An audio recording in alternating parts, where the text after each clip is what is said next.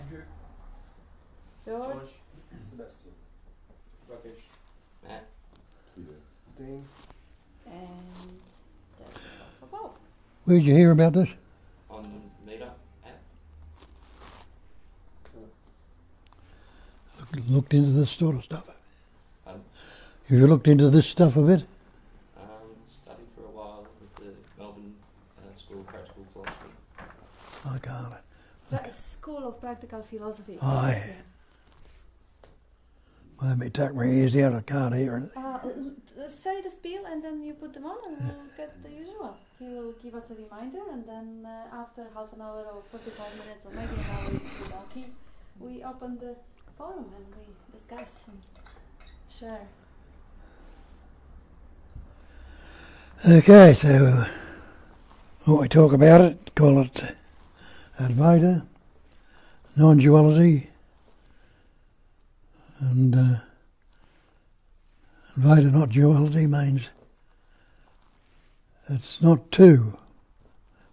Advaita translated means not two, one without a second. That means the second on the clock, but one without the other. It's all the one essence, patterning, shaping, forming, experiencing and expressing as everything. And it's nothing new. You'll see it in a lot of the great different traditions all point to the same thing. So, non-duality, you've got to, means the not two and need to recognise. That's what we point to and ask you to look to see for yourself. I can't teach you anything and I can't tell you anything. Understand that right from the start. All I do is point toward and ask you to look to where I'm pointing to see for yourself. Because when you understand non-duality, you'll realise that nobody can ever teach you anything and nobody can ever tell you anything. Because it's all, we're not separate, we're not individuals, not persons, we're all the one essence.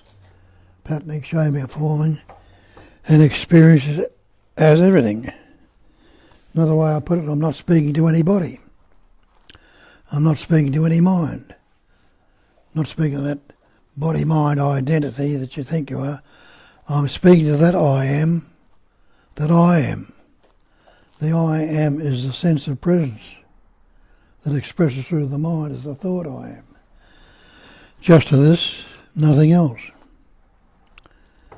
So there it is, all in a nutshell. It's all the one essence that's patterning, shaping and forming and appearing and expressing as everything. And we label it as I am. I am is the sense of presence. It's not the thought. People think when Nisargadatta tell you something to stay with the I amness, people think you've got to repeat that word all the time. I am, and I'm. There's not staying with the word at all. The word's not the thing. Staying with the sense of presence. You can't negate your being, your presence. It's presence awareness. Sat, Chit, Ananda, Nama, Rupa. They are the five factors of Hinduism. Sat is existence, Chit is consciousness, Ananda is loving to be. And Nama, Rupa, body, mind, they'll tell you is Maya, illusionary. This body, mind, entity we think of is illusion, not reality at all. So we ask you to look along those lines. See that the person, Nisargadatta will tell you in his book, I am that. Chapter 3 is the person is not reality. He's telling you that. So we are not these body-mind separate entities we believe ourselves to be. We are the absolute, or the great perfection. If, as they say, it's absolute, what can you add to the absolute? You can't add anything to the absolute. It wouldn't be absolute. What can you take away from it? Nothing. Or as they put it in Buddhism, the perfection, great perfection. What can you add to the perfect? Nothing. What can you take away from it? And they give it to you in one sentence there. The great perfection is non-conceptual awareness. Sat Chidananda Sat is existence. Anyone who is not existing right now. And you realise, no, I'm existing. Anyone who's not conscious or unaware right now. No, I am aware. I'm conscious. Anyone who's not happy to be. Nobody wants to be dead right now, do you? So you already are that. So you see from that, if you're seeking to become something, the search becomes the problem. Because being can never be becoming. Becoming implies a future time. And when you look into time and investigate time, you'll see there's no such thing as time. If you ask yourself, is there a past if I don't think about it? Have a look at what can you say without the thought. Can you say there's a past or a future? You can't.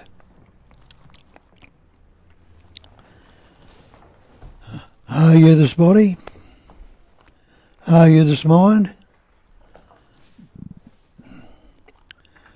Well, when you look into that, you realise you know. You say, my body, my mind. Don't you say my car, my house, my shirt, my hat. You know you're not the car, the coat, the shirt or that.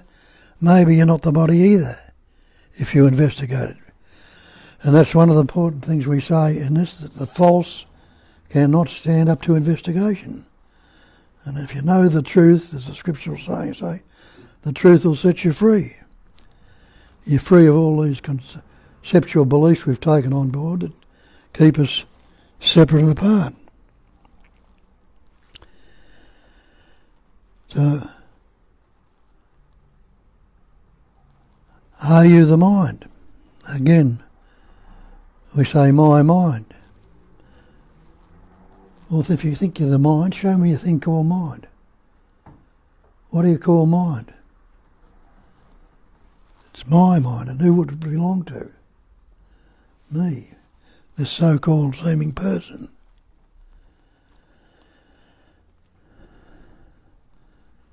So, when you investigate, have a look at it. What's this body made up of? Well, have a look into it, you'll see the body's made up of elements. Air, earth, fire, water, space. Just the same as the elements around you. Take the air out of your body. See if you can last without the air. Take the water. The body's 60% water. How long would you last without that element? Take the fire, the body temperature. You'd soon get hypothermia and die. Get off the earth, get out of space, separate yourself if you can. So you realise you are not this person, you are not this separate entity. All those elements can be broken down into subatomic particles, into pure energy. So all this body is a vibrating pattern of energy. All that the manifestation is a vibrating pattern of energy. What about this thing called mind? I can't find anything you can call mind here, so that I'm claiming to be my mind. And what is mind after all? It's basically thought. And what is thought? Thought's a vibration. What's a vibration? A sound, a vibration, a movement. So all that thought is a vibration of energy. So all this manifestation is made up of that, what I call, for want of a better term, intelligence energy. It's not your intellect. Energy itself is suffused with an innate intelligence that enables it to pattern, shape and form and express in all this manifestation. And all this pattern, this body-mind that we call ourselves, is not a manifestation or appearance made up of that intelligence energy, the activity of knowing. Don't use the term God here because you get confused with that term. Because All the different traditions have got different ideas or concepts about what God is. And so we get mixed up with it all and argue and fight over these different things. But I use the intelligence energy when I'm talking about intelligence. I'm not talking about your intellects, because there are different degrees of intellect in this room. I'm talking about the same intelligence that's rolling the earth around the sun, causing the seasons to come and go, the tides to come in and out. It's the same intelligence that's breathing you right now. It's beating your heart. It's growing your hair and your fingernails, digesting your food. And all that is vibrating energy, movement. It's suffused with that innate intelligence, the knowing.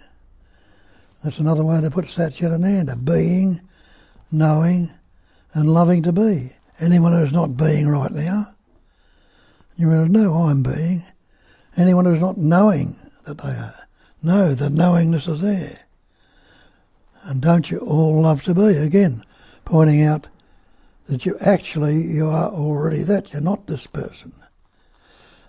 If you believe you are the person, when did you begin?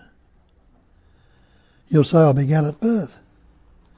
All right, can any one of you actually remember your birth?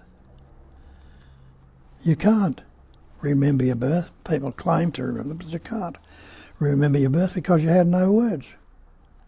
How could you say I was born if you had no words? And you didn't have any words till you were about 2.5, when the capacity of reasoning came upon you. And that capacity of reasoning is that innate intelligence that's functioning and vibrating as this body came about, and you learnt words. So you didn't have any words before that. So the first couple of years of your life were without words. And then you picked up words from your parents when you told your little Billy or your little Johnny or little Mary, whatever your name might be. We put these concepts or labels on you. And instead of being, I am the absolute, I am the one essence appearing, patterning, shaping, forming, expressing as everything, I am already that. You say, I am Bob, or the Australian, or the good fella, or I'm this, that, and that. We've separated ourselves and believed in that separation. And we think if we do this mantra, say this word, and go to this satsang, or that, we will become something. But being can never become anything. Being is actually right now. Anyone who is not being right now, becoming implies a future time. And when you investigate time, you'll see that time's a fiction also. Ask yourself this: is there a past if I don't think about it? And have a look at that, investigate. And that's another thing we point out, that the false cannot stand up to investigation. You've taken on these beliefs which are not the truth. And that's the saying again, know the truth, and the truth will set you free. What are you going to be free from? Free from all these beliefs we've taken on. Have a look at that word belief. What's the dictionary definition of belief? When you look into it, the dictionary definition of belief is an unquestioned acceptance of something in the absence of reason. We haven't reasoned it out, we've just taken it for granted. A question of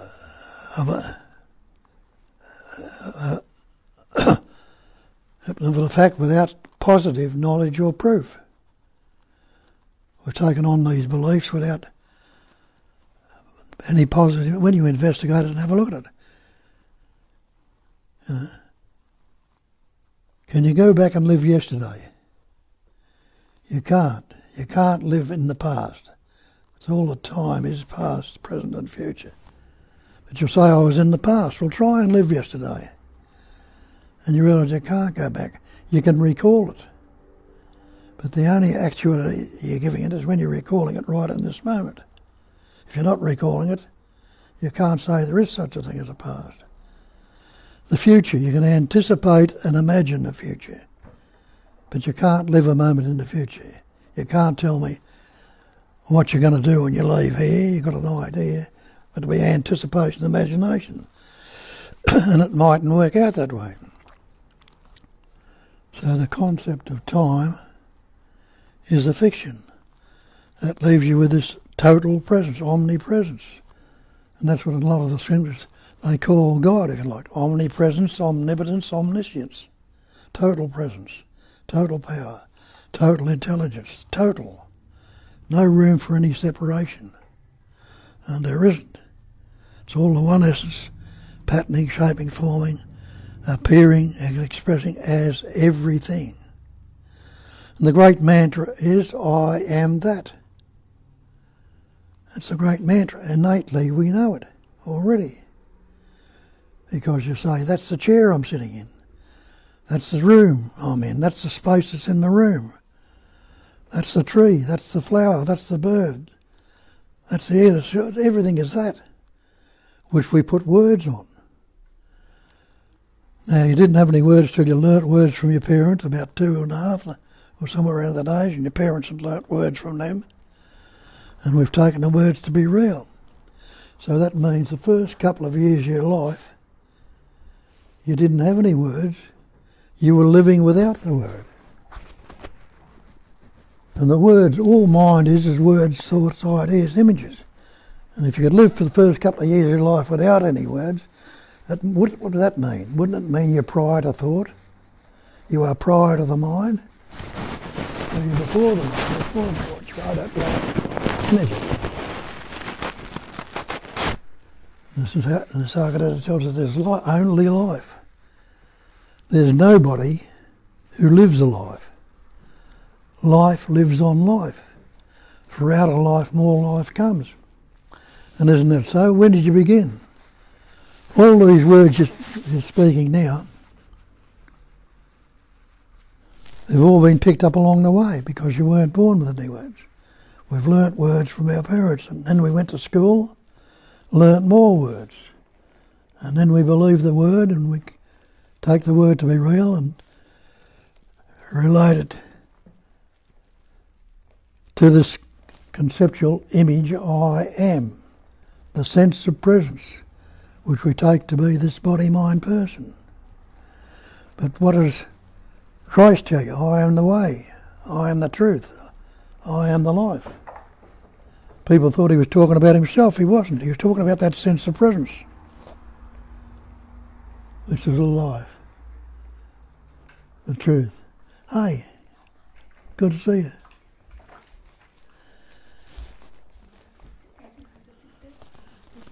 So that I amness is just that sense of presence expressing through this body, as this mind, as the body-mind entity. And we've taken it to be the real. And so realise every word you've ever spoken or ever likely to speak has been picked up along the way. And I am is this sense of presence, not the thought, not the person. And where does that word person come from if you believe yourself to be the person? And realise it comes from the ancient Latin, persona, a mask. So we've got this mask of concepts. I'm Bob, the Australian, the good fella, or not so good, I'm unhappy, I'm fearful, or I'm anxious, I'm depressed. All concepts. What's a concept? A mental construct, an idea, a sound, a pattern of energy. We've taken it to be real.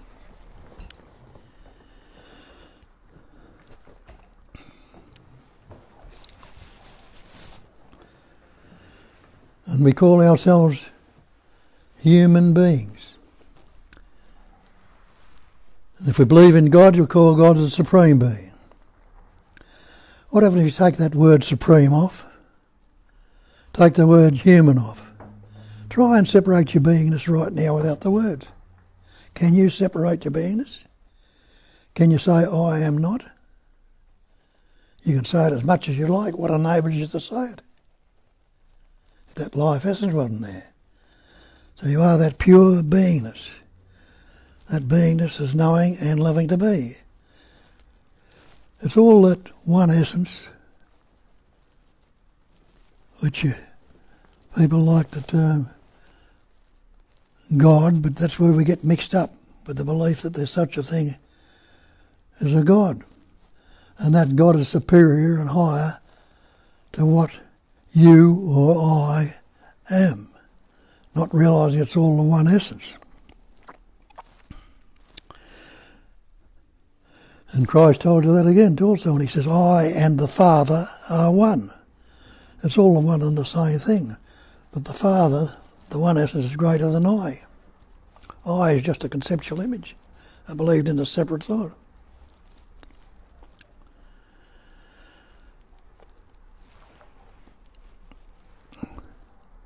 So we learn these words and separate ourselves. Look and investigate that.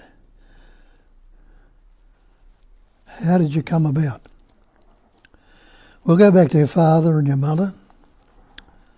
That animating life essence, that intelligence energy that was in the pattern shape and formed your father, in that pattern, through the essence of the food he's eating and the breath he's taken, enabled in that pattern a little microscopic particle called a sperm to form.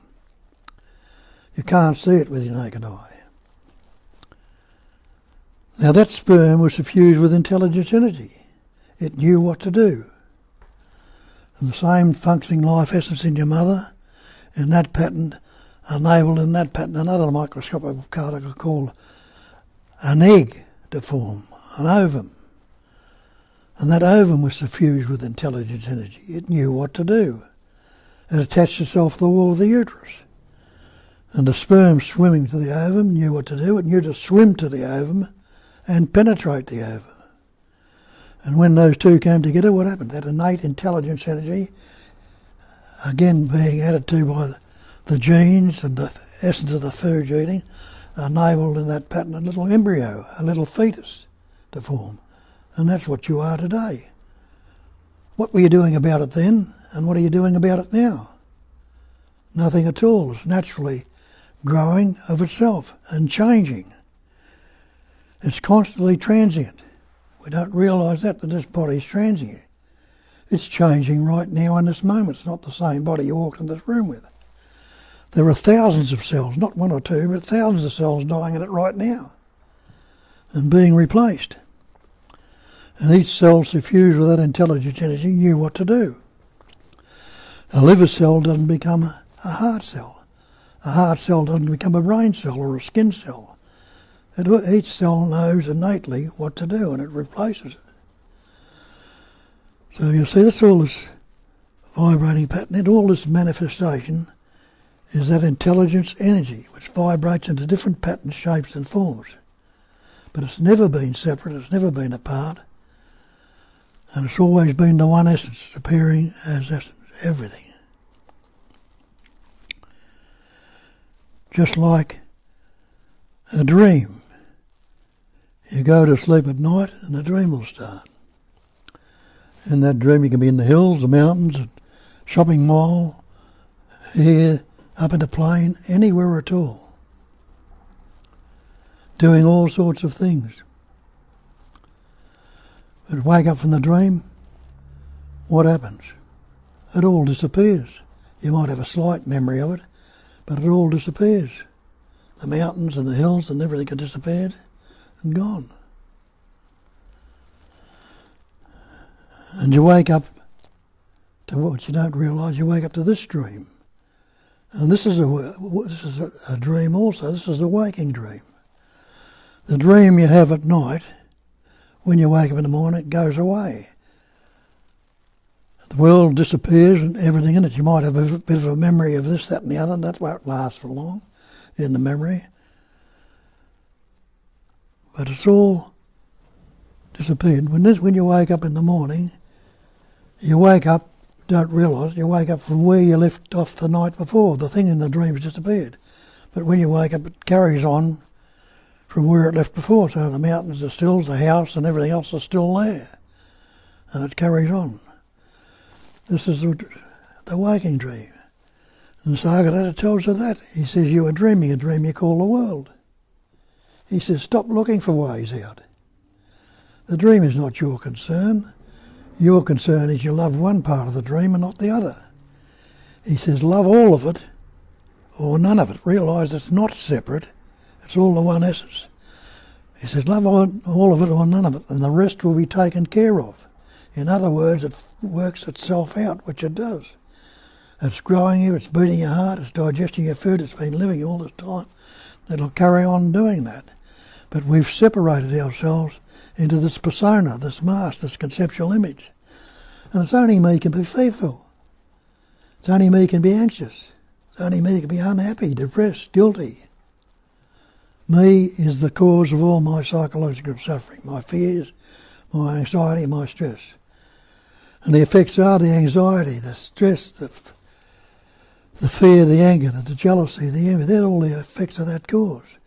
And isn't that what so-called karma is? Cause and effect?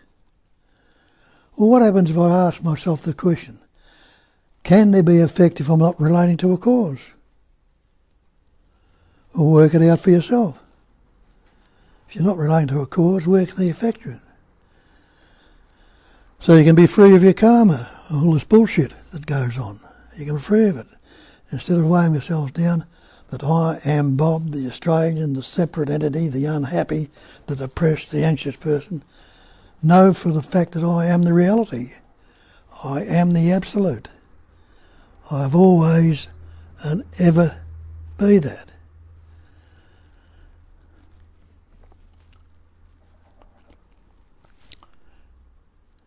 Nisargadatta also tells you, nothing can trouble you excepting your own imagination. And Shakespeare tells you, there's nothing either good or bad, but thinking makes it so. Nisargadatta tells you, nothing can trouble you excepting your own imagination.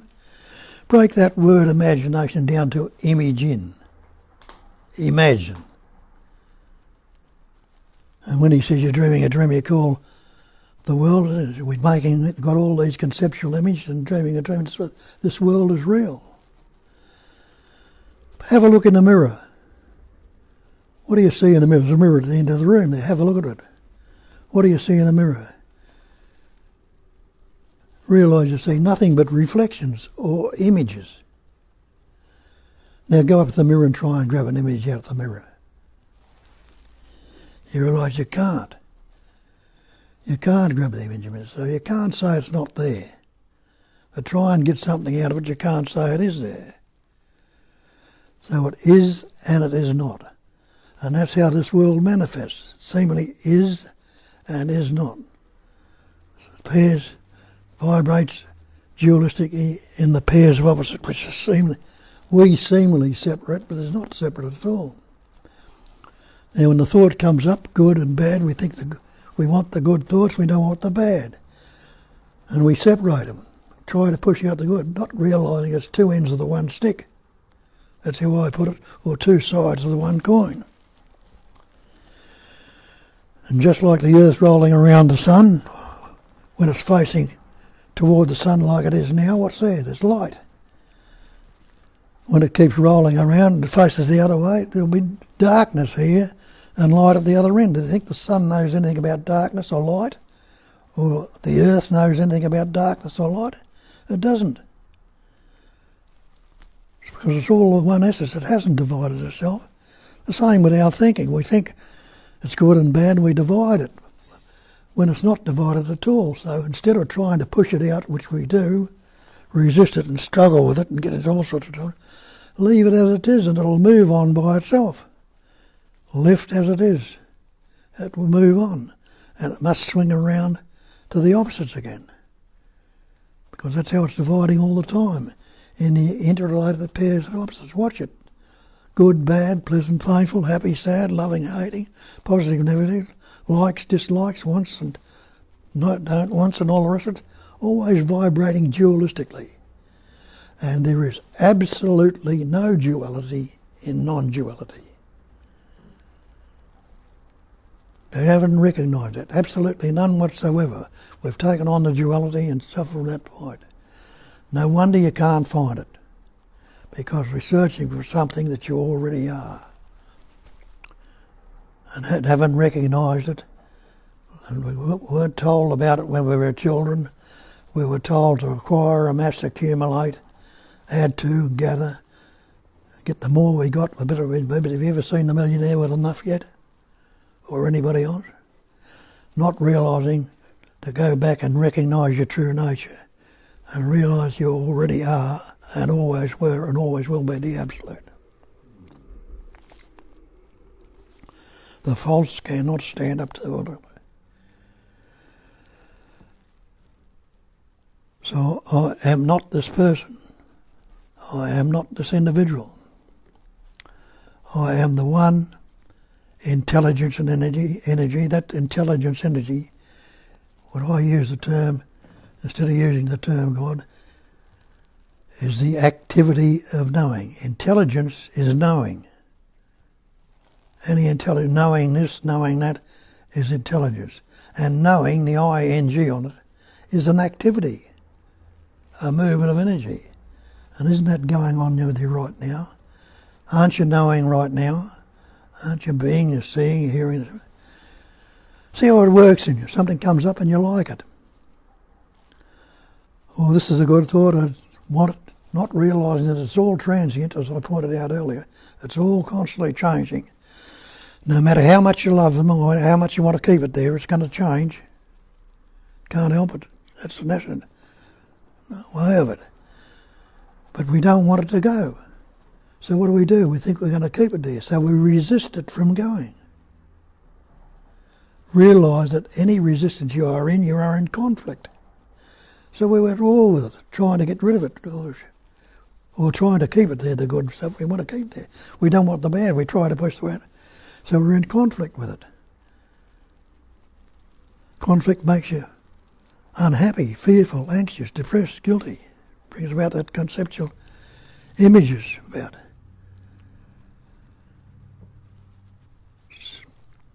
Something comes up and you don't like it. Oh, I shouldn't be having that thought. I'm a sinner, I'm this, that and the other. I shouldn't be thinking those thoughts, they're bad. So what do? We resist it again. Trying to push it out, get rid of this one. We're trying to keep the other one. This one we're trying to push out, not realising they're two ends of the one stick. You can't push them out. So we've got this struggle of dividing the indivisible, separating the inseparable, because it's all the one essence, patterning, shaping, forming, experience, and expressing as everything, and you are already and only that. But while we're seeking or searching, trying to become, becoming is not being, as I pointed out before. Take away the human and take away the supreme, try and separate the beingness, you realise you can't.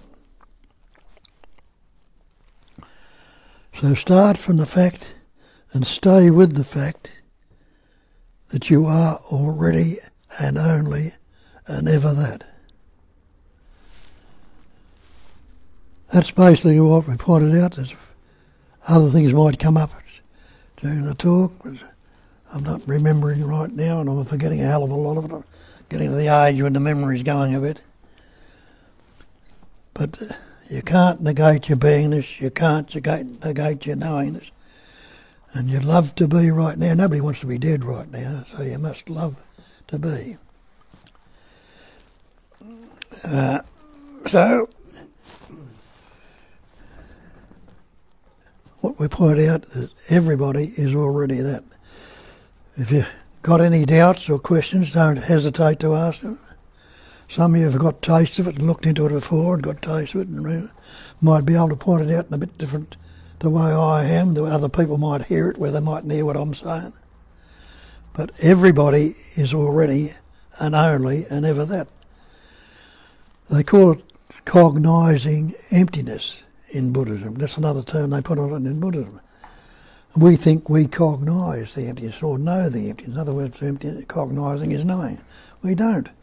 It's the emptiness itself that does the cognising, because he turns around and he says emptiness is form. Pointing out it's this emptiness itself that's vibrating, patterning and all these things. And he turned that around and said the form can be nothing other than the emptiness. So it's all that emptiness that's vibrating into these different words, thoughts, ideas, images, the trees, the flowers and everything else. Everything is that already. And you know that innately because you say, that's a chair. That's the carpet, that's the tree, that's the flower. You already know it's all that. That is what is. What is that. So, anyway, get to say a few words and get on. And then you can ask questions or get into it and tell us all about it.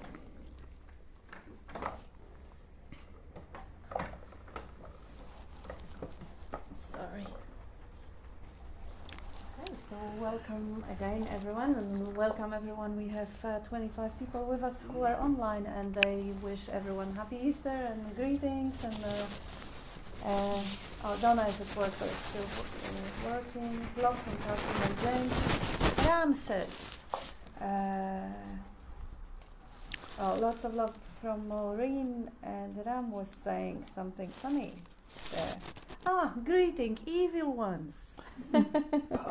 Greetings, evil ones. Because everyone is throwing love, so he's kind of making it sweet. Evil ones. Love you, Bob and Kat, says John. And usually at that point we have questions or comments from people who are with us.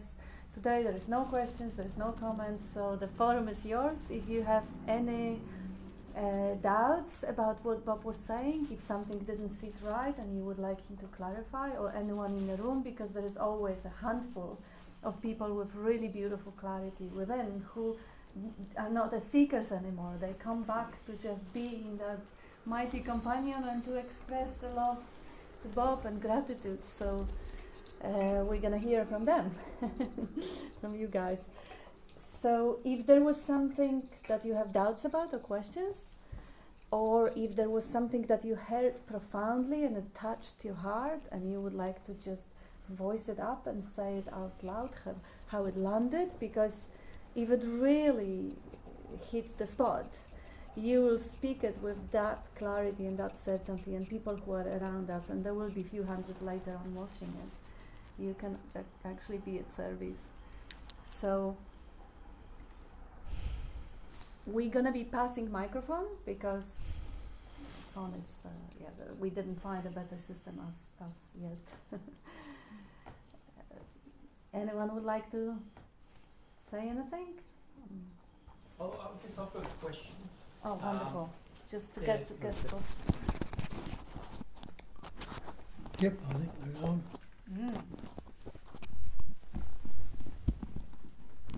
Oh, sorry. Okay. Two, testing. A question for Bob. I've read the book I Am That. In Nisargadatta, it's like the universe is talking through him. So I guess my question is related to you, Bob. Like, were you seeking, so to say, because obviously you ended up in India? So were you seeking, and you were in India, so how did you hear about Nisargadatta, and I guess why did you want to see him, and you actually spent 12 months with him? So I'm just wondering what the lead up was to that. The lead up to it was alcohol. Sorry? Alcohol. He was drunk. He was suffering. I was a deadbeat. I was a stiff and I was a bum. Oh, right. I managed to get to the fellowship of AA. You've heard of AA? Alcoholics Anonymous. Oh, yes. I got there and I managed to stop drinking. And if you stop drinking, I managed to get cleaned up a bit. Get cleaned up and get dressed up a bit, and I was able to get employable again. And getting employed a bit, I got a few bickies in the bin. Yep. And the arrogance and ego that was there came back, and I said, I don't know, because they had 12 steps on my wall, which talked about God as you understand him. And I wouldn't have a bar of that. I said, I don't need any of that shit. And so I went out and left the fellowship and drank again. Finished up back in the gutter again. Right. Somehow or other, I don't know why or how, but I got back there. Stopped drinking again, and this time somebody in the fellowship handed me a book called Sobriety and Beyond, written by a Catholic priest who was an alcoholic. And in the introduction he had the statement, "We alcoholics are given a second chance at life," and that shit. I've been here, I've been a deadbeat, lost and had it, broke out again and got back, but I've managed to get back. I've been given a second chance. And then underneath it he had the question, how well do you use that second chance? And that came to me, well, there's only one way I can use it. Find out what it is that's given me a second chance. Maybe there is such a thing as a higher power as a God. And that started me on the search. Being a Westerner, I looked into Christianity first. Then that took me to the Eastern stuff. The Maharishi came out here in 62. I heard him speak, and that put me on to more. And then Muktananda came out in 70. And I went and followed him for a while. And that took me to India. I went over to his ashram. And when I went to the ashram, people were saying you should, a few Westerners there, they're saying you should go and see this bloke. It was Nisargadatta. Oh no, I'm loyal to the Guru, I don't want to see him, I wouldn't have a bar of it. They offered me the book, and there was a fellow in there, Bombay, that used to take people to him, Morris Friedman at the time. So he wrote the book, I Am That. And so he used to take people to the West, and I wouldn't go and see him either. So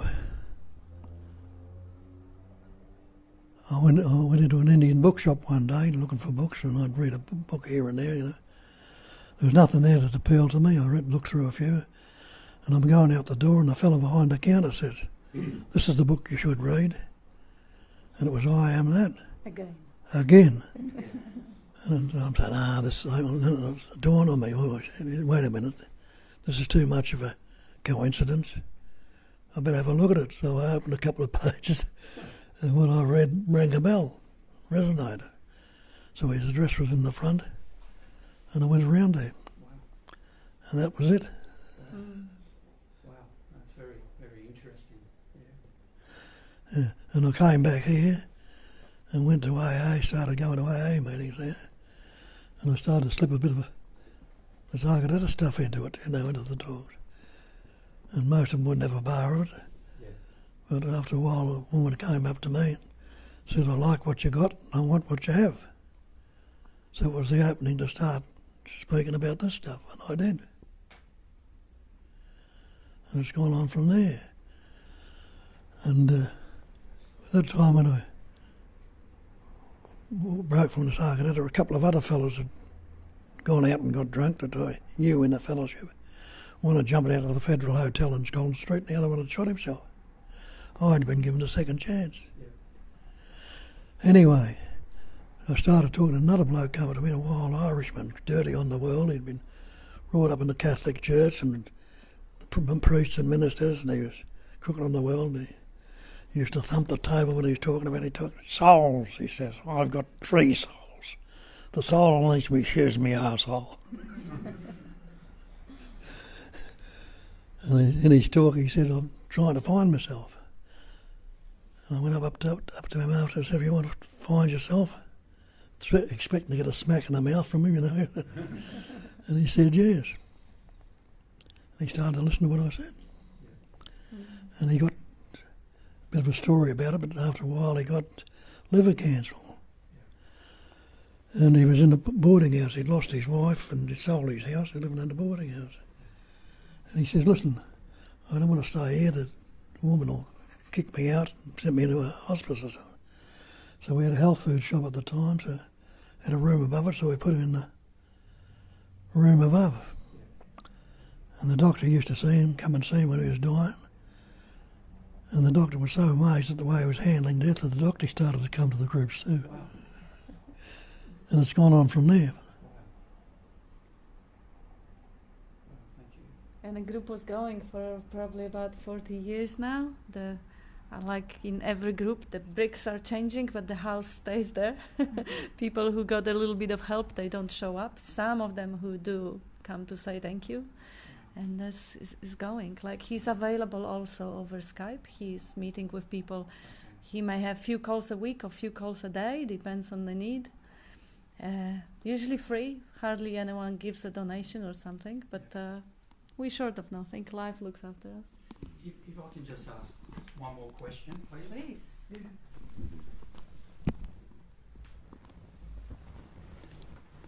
I guess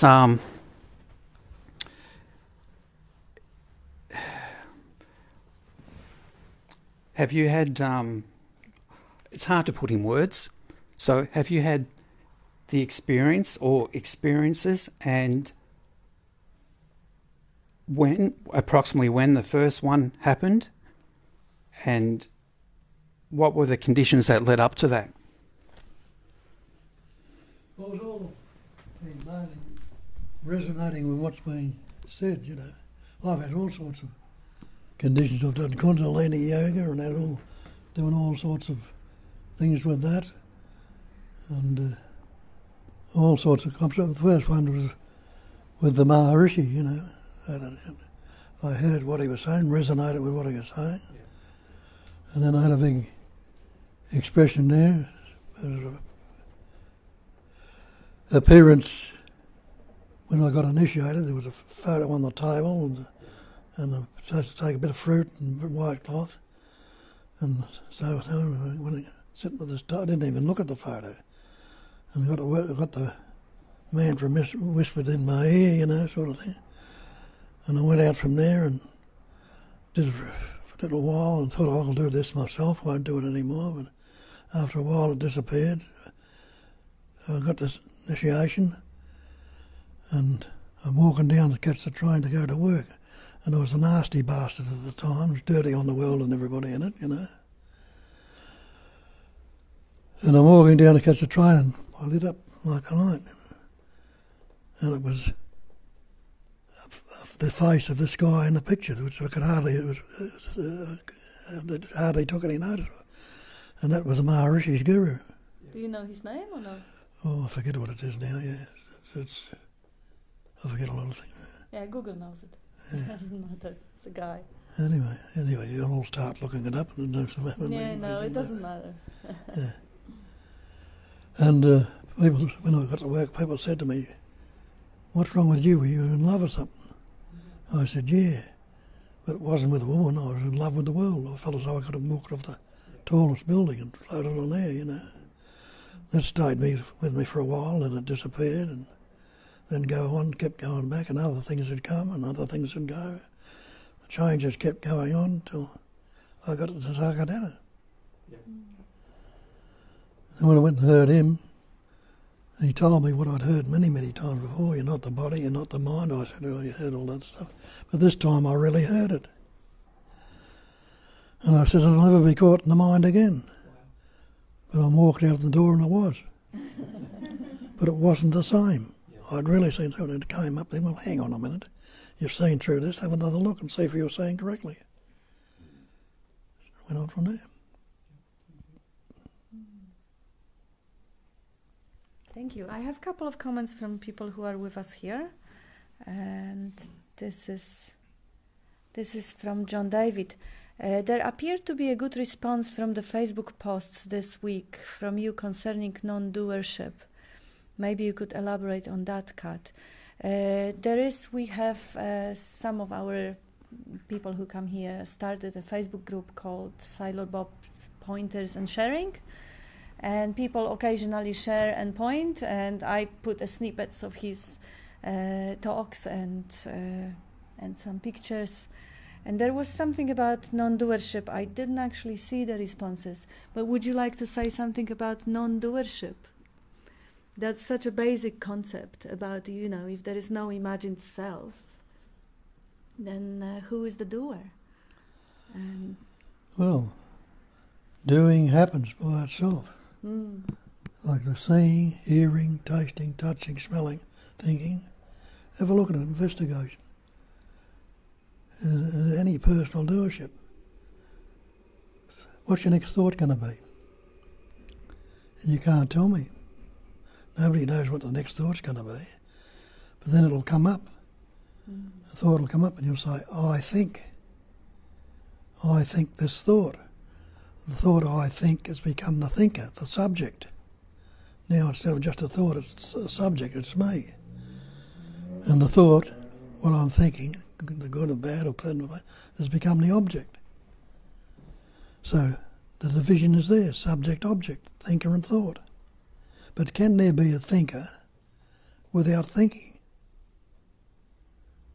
Have a look at that. And can there be the thought without thinking? You realise there can't be a thinker without thinking, there can't be the thought. Can there be a seer without seeing? Can there be a hearer without hearing? So you see the actuality is the seeing, the hearing, the tasting, the touching, the smelling, the thinking. The ing in it is something that's going on right now. But the I see, I think, I feel, I think is all fictional. You're relating to this conceptual image, I, which is just a concept, a word. Not your body or your mind, not the person. It's just a thought. So it's realised that the innate intelligence entity, the life itself, is functioning. It's breathing you, it's beating your heart, growing your hair in your fingernails, digesting your food, and it's doing the thinking, the seeing, the hearing, tasting, touching, smelling, all spontaneously and naturally. Time doesn't come into it because it's all spontaneous. When does now begin? Try and grasp it. You'll say, I've got it now, but as soon as you've said that, it's finished. It's beginning again. So it's all spontaneous. There's no duration to it. I give it the idea there's duration, there's a beginning and an end. But when does now begin? People think it begins with a Big Bang thousands of years ago. But anything that has a beginning must have an end. And don't they talk about world without end? Has no beginning and no ending. It's always this ever-fresh presence awareness. So when you look at that and see that now, it's beginning right now, you see it's all spontaneous, timeless. A spontaneous moment, ever fresh and ever new, as I tell you. It's ever fresh presence awareness, not the past awareness or the future awareness that presents, before it's put any sensations or labels on it, is the pure knowing, pure intelligence energy. I call it intelligence energy. You can call it God if you like. But have a look at that word God and say, in the beginning, it tells you in the Bible, in the beginning it was the Word. The Word was with God. The Word was God. That's all that God is a label. All things were made by Him, by the Word. There was nothing made that was made without the Word. Isn't that so? The tree, the flower, the room, the thing, all words. Everything that we label are words. What's it all appearing in? Well, it's appearing in the presence awareness, the space, the absolute space. Can you find a centre to space? You can't. Can you find a beginning to it? Can you find a boundary to it? You can't. Does it have any centre to it or any beginning, any end? It can't. And space is absolutely empty. It is no thing. You can't grasp it, you can see it. That's the closest thing to your eyeballs. You're not out of space, but you can't say what it is. It is no thing to the mind. So it's a space-like awareness. Now, everything is the content of space. Can you postulate or think of anything that could be outside of space? What would it be in? You realise it'd have to be in space. Can't think of anything at all that can be outside of space. So you realise that you and I and everything, all this manifestation is no thing. It's all no thing appearing as things. Because if everything is the content of space, you can't tell me anything that comes from outside. And space is no thing. Can something come from no thing? It's impossible. So it's all no thing, which we put the label on and believe to be things. We've taken all this manifestation to be separate. We are separating it and dividing it conceptually. What I told you before is the indivisible and the inseparable. It doesn't happen, and it won't happen. You investigate, you look at it, and say, I am going to become this. If I meditate, if I do this mantra, do this practice, I will become. Becoming is not being, and being can never become, because being, like the ing on the other thing, is right now. You're not wasing, or you're not will be. You are being, and always and actually are only that beingness. So you are that pure being, knowing, loving to be. You're already that, but now we're in the habit of saying, somebody asks you who you are, you'll say, I am Bob. Instead of saying, I am the absolute, I am the great perfection. You can't go around saying that anyway. People think you're a fucking idiot.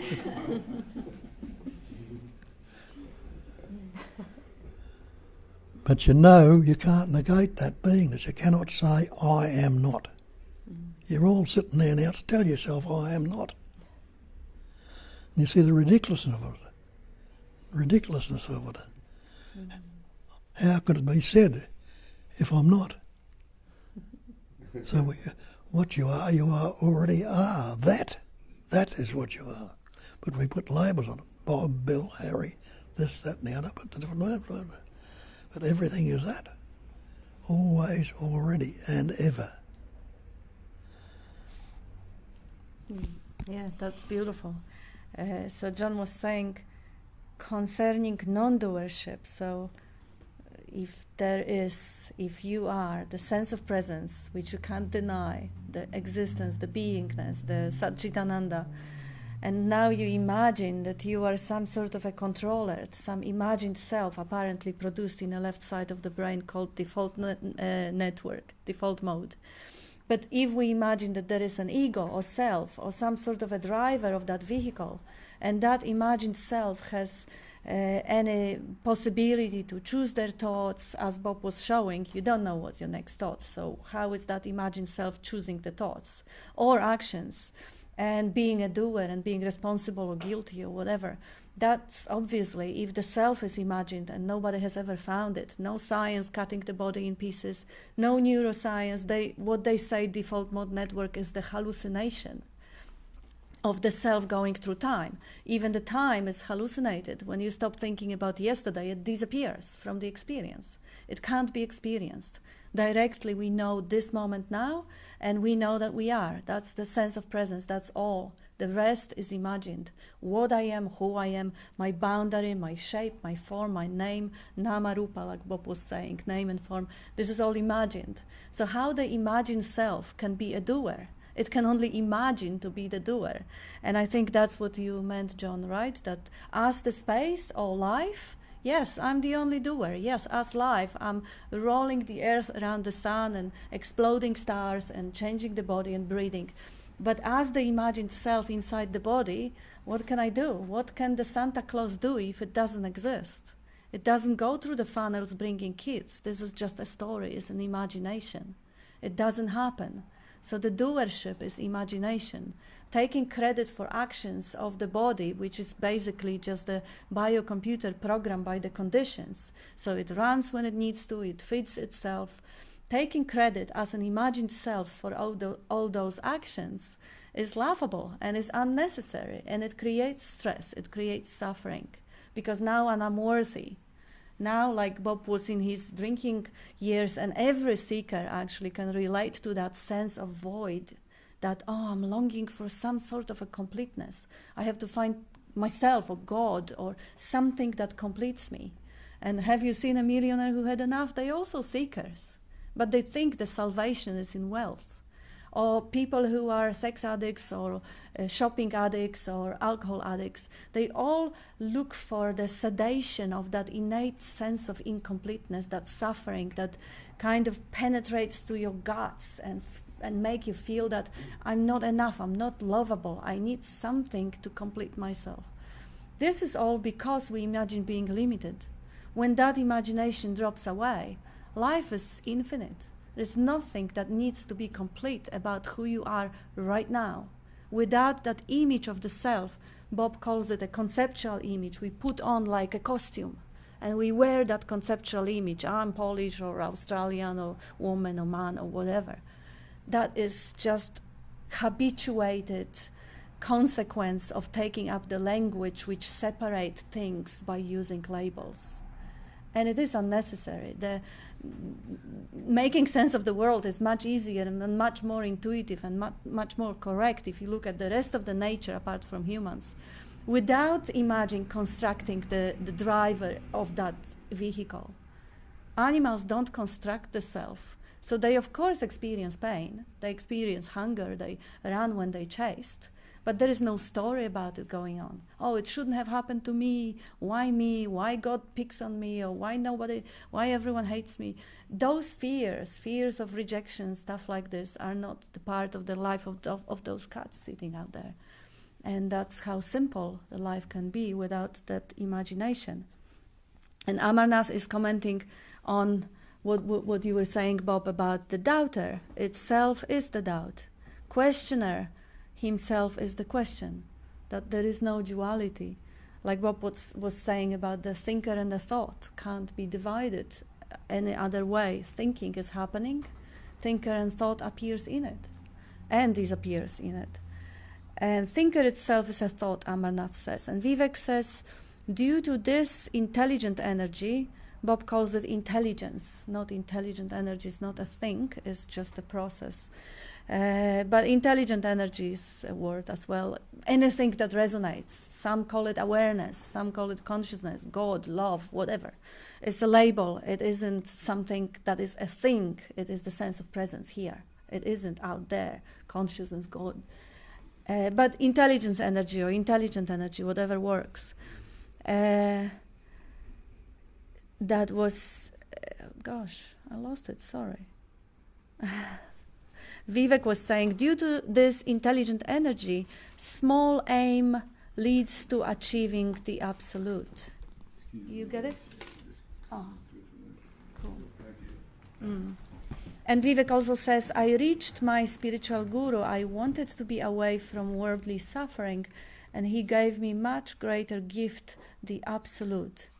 Thanks to my master and that intelligent energy, Atman.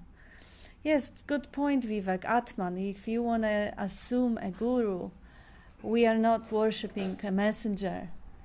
Find that this guru is everywhere, is inside out. It has no limits. It is the life itself. It may speak with greater clarity to this one, but it is running, it is beating your heart. It isn't far away. And Arjun says, Siddharameshwar. Oh no, Siddharameshwar was Nisargadatta's guru. It wasn't Maharishi Mahesh Yogi guru. It was a different guy, but thank you, Arjun. And Dan says, beautiful. And Richard, Guru Brahmananda Saraswati. Yeah, that was the one. Thank you, Richard. And Tanya says, good morning, all one. Love to you all as you are the love I am. That's it. Yes. Hi, Tanya. And Donna says, there was a seeing that everything is made out of that vibrating, loving light. Like you said earlier, there was so much joy in that time, and then it left and it was seen that even that was seen. All experiences are relative and come and go. We can never know what we truly are. Beautiful. We will always fail because we cannot be separate from what we are. Brilliant point. Yes, looking or defining oneself is pointless. Like, how can you define yourself? Like Gita says, eye can't see itself, the ear can't hear itself, the tongue can't taste itself. You are that, so you cannot see it as an object because you would have to separate yourself from it. So there is never, ever, ever any answer to the question, who are you? You will never know, never. Whatever you know is wrong, is already an object created and constructed. Thank you, Donna. That which Bob always points, drop the search. The search is the problem. The assumption that you are incomplete, that you are the body-mind that needs fixing, that creates suffering. Realize that without the thinking, nothing's wrong. It's Bob's most famous quote, what's wrong with right now if you don't think about it? What's wrong? It's only the thought that creates the story and problem. Amarnath says everything is now isness. And Amarnath says, thanks Kat, driving without the driver. And John says, well said Kat, love to see the teamwork in action. Brilliant. I would also love to see the teamwork. I would like you people to join. Just have a couple of more comments. Amarnath says, be naked to costume, concept or I thought. And message is the messenger, says Amarnath. And now, please, anyone? Peter, would you say something?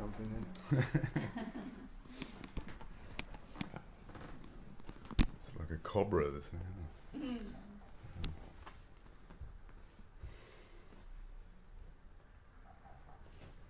Nothing's coming. Maybe Dean? Dean could say something. I think Bob's done a pretty good job today. I've got one comment. Okay. Yes, so this is John David, and this is an interesting coincidence related to the tree poem I spoke with Bob about this week. It is a laborious task to pluck the leaves of the tree one by one. The I feeling it is the root of all thought. If you destroy the root, the leaves and branches will wither away. And this is Ramana Maharishi. Yes, that's a poem. You spoke with John David over Skype. John is from America, and he reminded him about the poem about the tree, the beauty of the tree. You remember that? You want to say it? It's on the thing. It's on the it's on the Every- Facebook group. Everybody Anyone? knows it. Yeah. Trees, the song. I hope that I shall never see a poem lovely as a tree. A tree whose hungry mouth is pressed against the earth's sweet flowing breast. A tree that looks at God all day and lifts its leafy arms to play. A tree that may in summer wear a nest of robins in its hair, upon whose bosom snow is laid to intimately live with rain. Poems are made by fools like me, but only God can make a tree. Beautiful. And that comment that John came up here, that plucking a leaf one by one, this is what we do when we do self-help, when we convert our negative beliefs into positive beliefs. Yes, it helps. Or when we kind of try to fix the me, have more functional ego. Yeah, it kind of makes the dream more appealing. But destroy the root. Ramana Maharishi and John David behind quoting it. And all the leaves and branches will fall away. And as Bob mentioned in the spiel, the I, the sense of imagined separate entity residing somewhere inside, is the cause of all of the suffering. Question the I, find that it is fictional. And all the leaves and beliefs and all that stuff will just rewire itself. It won't. The beliefs may still be there, but they won't hurt. They won't be mine if there is no me. They're just part of life. I can say something. Please. Yes.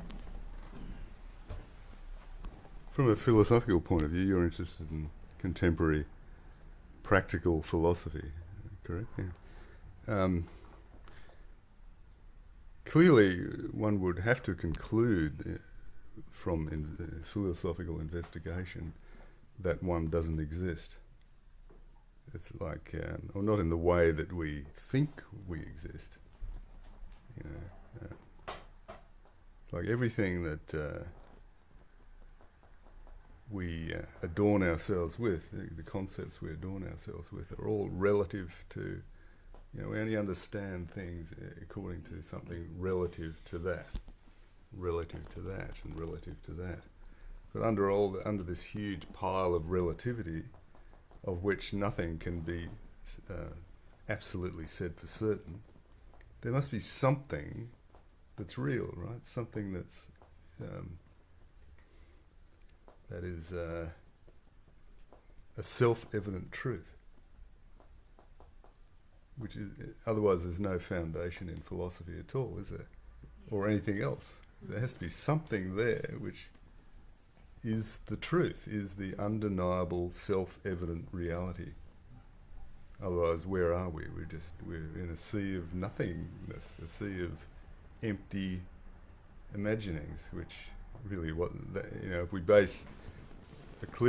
we base our reality on an I, the sense of I, which is shifting and changing every 6 seconds, we think we're a thought. We think we're a bunch of thoughts about ourselves. But again, they're all based on relative understanding, are they not? So where is the fundamental basis, the truth, the undeniable reality of myself? This is the whole of the questioning, isn't it, Bob? Yes. Kat, would you like to say something? Yeah. Thank you for having us today, Bob. I was with a fellow philosophy student in the backyard. We were doing some gardening. We took a break, had a cup of tea, and she said there was an old door leaning up against the garage, and she said, "Oh, what do you see there?" And I said, "Oh, I see a door." And she goes, "Look again." And I said, "Okay, well, the door is made of wood. It's come from a tree. It's painted greeny blue." She said, "You're thinking too much." I said, "Okay, what do you see?"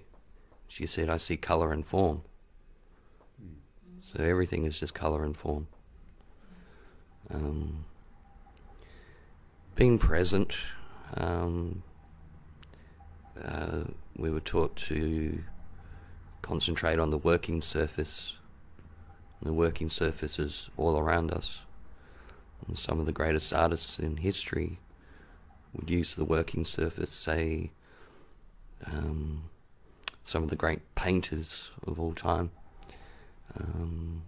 They would concentrate on where the tip of the brush met the canvas, and when they're practicing this, they are in the present moment, and they make beautiful art because they're not thinking of what they're going to do on the weekend, which is future or past. They're in the present moment, and the working surface is all around us. Say, I'm at work, I'm a fruiterer.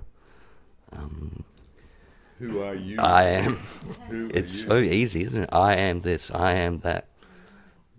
Okay, so the occupation I currently do is, and I have to sweep the floor and stop people slipping on things and suing the company. So to do a good job concentrating on the working surface, where the bristles of the broom meet the floor, and it's a simple thing. So you're concentrating, you're in the present moment.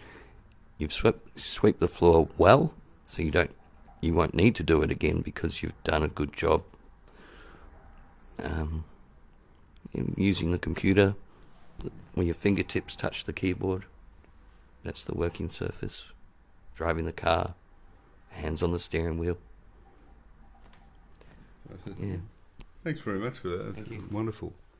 And, don't worry about being nervous. We're all nervous.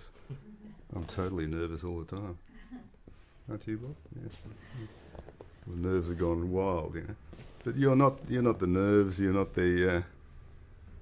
Are you the presence? That's the question. If you include yourself in all that beautiful view that you gave us of the world, do you include yourself in that? And if you do, would you therefore conclude that the only undeniable thing you can take out of it is the presence of the canvas, or the presence of the screen on which everything is viewed? Would you go as far as saying that you are the presence itself? Or do you see yourself as something other than that? And if so, what would that be? You don't have to answer right now. But anyone got an answer to that question?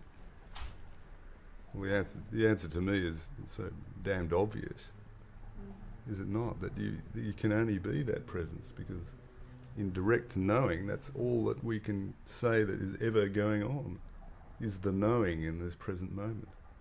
It's always been with me. It's the only thing that I can find in my survey of reality, so-called reality, that is always there, always true, never changing. Hmm. Want to say something? Yeah. So the practical philosophy is a mixture of Eastern and Western philosophies.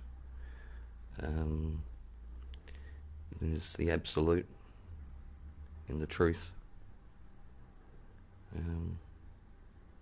What about you? Who am I? Yeah, you. I'm talking to you. I'm looking directly at you. I'm asking you. Who are you? Who am I? We're all one, aren't we?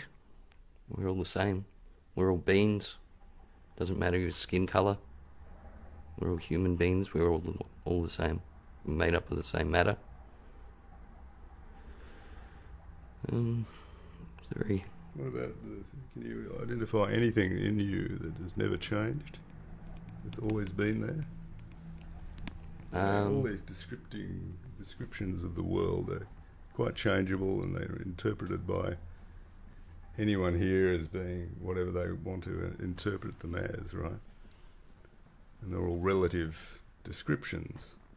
What about you and the essence of you? Can you tell me anything, in terms of something that you know deep in yourself that is never changing?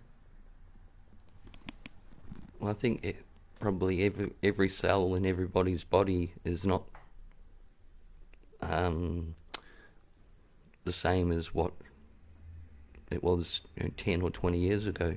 The cells are always so you can't rely replacing. You can't rely on your ideas of body, can you? To No. find yourself, if it's transient. Yes. Right. Can you identify something that isn't transient in your experience? I'd say that thing that is called consciousness would be the same. Yeah, a sense of presence, perhaps. Yeah. Knowing that you are the knower in all sets of circumstances. You are the presence awareness, the one who knows, the action of knowing. The watcher. The action of knowing. The watching. The watcher, yes, yeah, that's right. Does anyone else have anything to add about that? George, do you want to say something? Yeah. Maybe you should. You should, absolutely. Thank you. Can you pass it on? Thank you very much, by the way. It's lovely to be back here to see everyone again, and every time I come, I get something new out of it, and I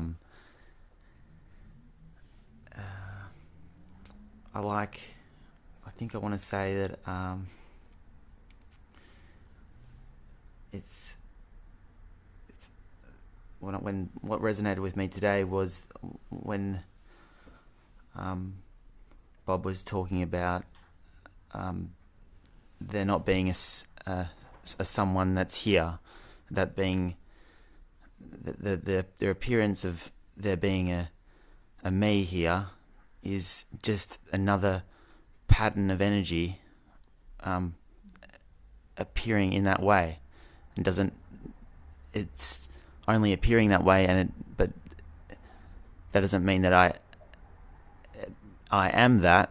It's just that's just what happens to be in appearing in my in this space, whatever. And so that's just hearing that again is sort of like opens you up again to sort of just back to that space that you've never left. So thank you. And Wonderful. Thank you. cool. Thanks, George. Michael, no? Oh, Michael was saying something. No? No, Good you on going you, to say good on you, something? George. No. Yeah. Yeah, sure. All right. Yeah, go ahead, Yeah, go no, ahead. it's just, and that space, like, Yeah, and embedded in every thought is like an I, me or my. Not in every thought, but in a lot of thoughts is an I, me or my, which sort of gives you the idea that there is a little controller somewhere, it's often behind here, but really it's a load of shit. It's absolute fabrication. And if it's seen, it's like fantastic. And also, there was something else, but I can't remember now. But thanks, George. Kasturi, did you want to add something? No? But No? be here again. Wonderful to have you. Look, I just wanted to touch on something else. It's just simply that, you know, even from a scientific perspective nowadays, you know, it's quite clear that what we're looking on as the body or the world is not what it seems to be. It just isn't. It's like, you know, the mind is only capable, or what its purpose is really, is to focus down the amount of information that's available out there. There's an enormous amount of information that is excluded by the mind. So much so that we're actually looking at something which doesn't represent reality at all. And in fact, we don't even know what reality is in that sense. It's kind of like the the Matrix, where they have the data stream coming down.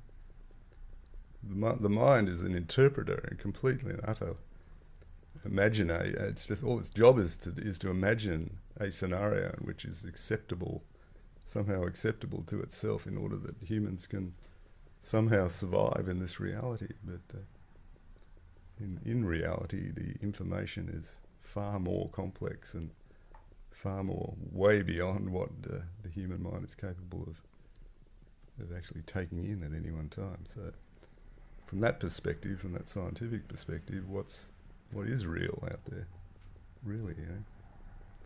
But it's much more personal than that, I think, in the end. I remember when I was a teenager and I watched this Alan Watts thing, and he had a big gong, and he said, "Reality is this," and bang, he just gonged, and it actually had a huge impact. It's like, it really did, because it's like, it's not a word, it's not a concept, it's not an idea, it's not even a sound. It's like, it's beyond all of that. And so I ended up buying a gong. Not be able to repeat the experience ever again. There's no words that fit it anyway. Yeah. Even relative implies it's got to be relative to something other. That's me and the other, duality. No me, no other, it just is. What is unaltered, unmodified, uncorrected. No preference, no partiality, no comparison. Leave it as it is. And it changes by itself, it's transient. This body's changing right now, even as we sit here. These words coming out of the mouth. All self, happening by the self. And there's only one self. People talk about self and everything. There's only one Atman, there's only one self, and we've got personal selves. Get into trouble.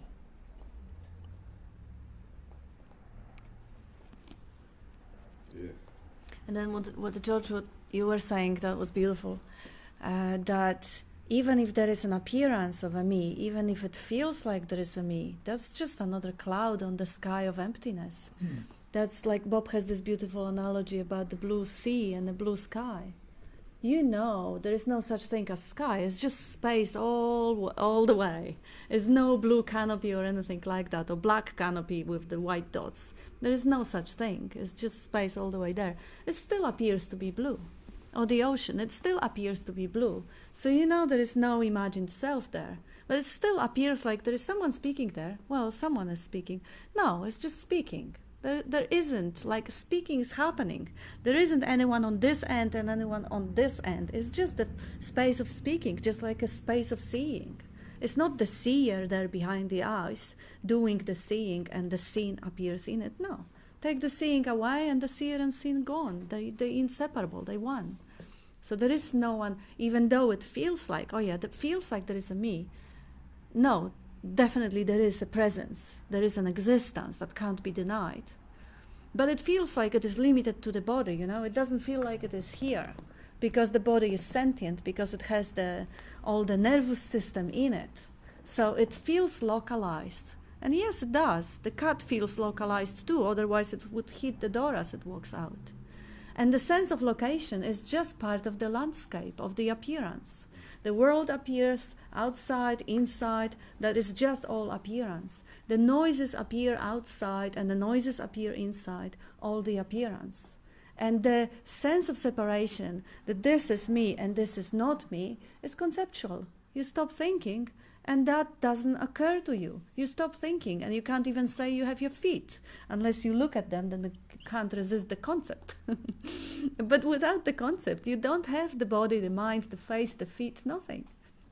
It's just as it is, as Bob said, unaltered, unmodified, uncorrected, just isness, just whatever flows through. And Peter, you beautifully alluded to that empty, unchanging reality through which all the concepts come. The small body of a child comes through it, the adult body, the aging body, whatever the body, as you were saying, the body is changing, can't rely on the body. But there is something that is never changing, witnessing the change of the body and of the world.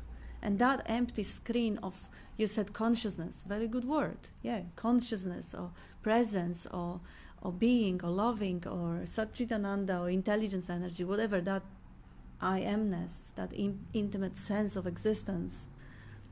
Through this, all the changing landscapes, thoughts, feelings, emotions, objects, here, there, just float through. And if it still feels like, oh, well, there is an ego, there is an identity, it feels like it, well, or it looks like it. It's just like the sky looking blue, just like a Santa Claus. You still see the guy in a red hat and a white beard, but you know the truth about it. And knowing the truth brings the sense of relaxation and sense of dropping away from that conceptual fixed ideas into the heart of being. And from that relaxed spot, that space of being, that is where the love of being comes. That is suddenly, then everything, suddenly, the attention is not distracted into self-obsession. Poor me, they're bullying me, they will reject me, this I don't have, and this I desire and I want, this I don't. All that blah blah going about self-obsessing about the imagined self, the conceptual image, that quietens down. And out in that space of heart, suddenly comes the sense of awe, like, whew, yeah. Everything appears. Wow, it could have been nothing. And you have all those shapes and forms. You said colors and shapes, yes, and patterns and thoughts and melodies, sounds, all of it. Like, wow, what an abundance of expressions. That intelligence vibrating into all that magnificence.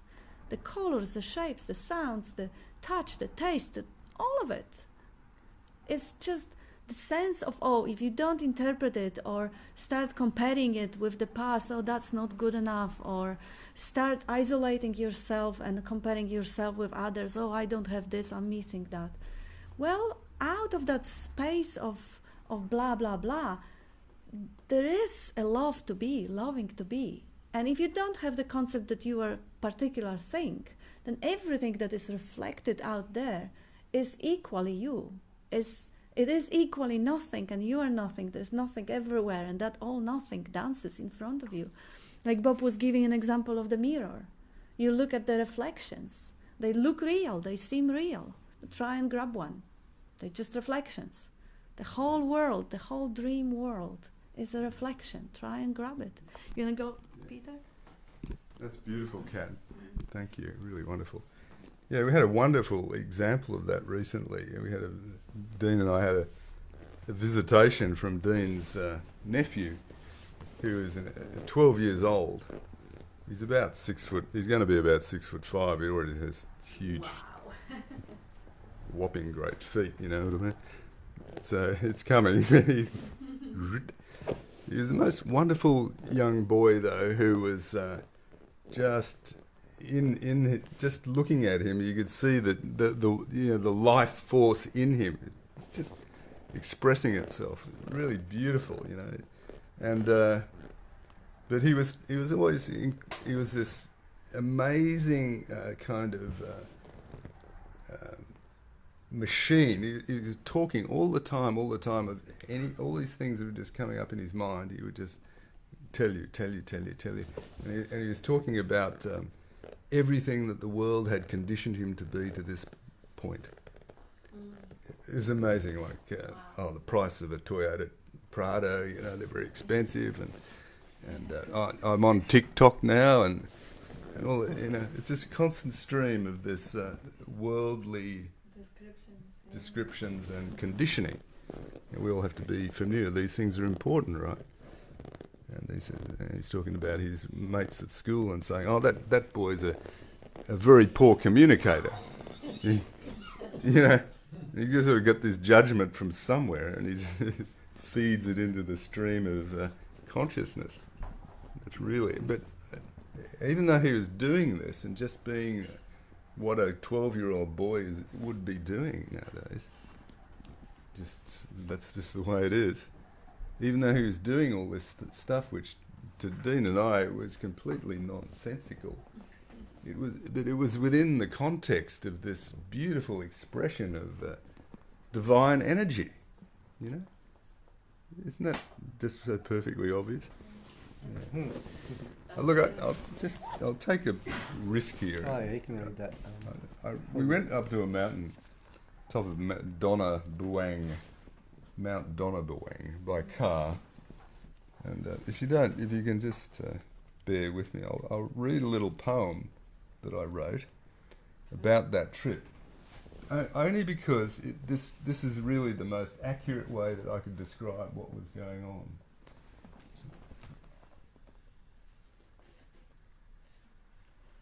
If I take everything into account, for me, so where is it?